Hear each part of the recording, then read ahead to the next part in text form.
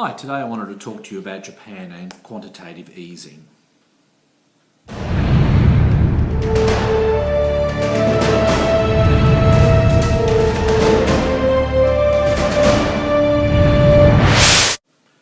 Welcome to 2020 Financial Planning, and I'm Richie Parsons.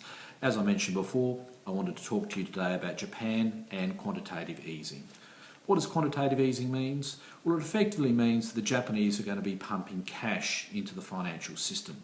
They do this by repurchasing long-dated government investments. Their government and other governments issue 10-year bonds or 30-year bonds, and they buy those investments back on the open market and then pump that cash into the system. The Japanese are going to pump $75 billion a month into the system. This is on top of the Americans doing $85 billion a month, plus whatever the Bank of England is doing, and in a de facto sense, same as some of the Western European economies as well. This means by the end of the calendar year that more than $2 trillion cash will be pumped into the financial system worldwide. It's already caused the value of the yen to fall, which will make Japanese exports more competitive.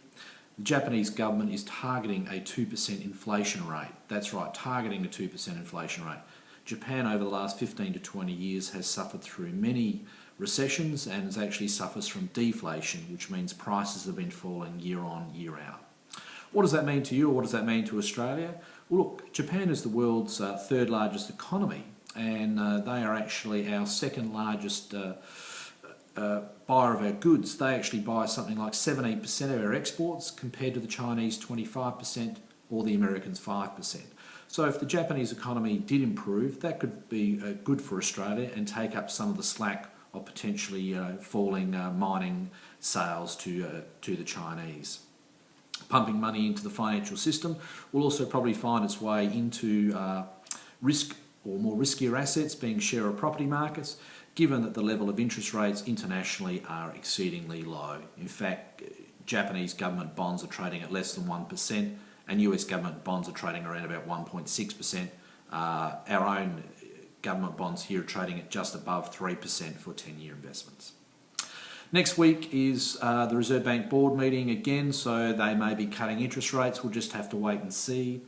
And further on from that, the following Tuesday will be our own federal budget, where the current government has already foreshadowed that there's going to be some changes in terms of tax rates or cutting of benefits.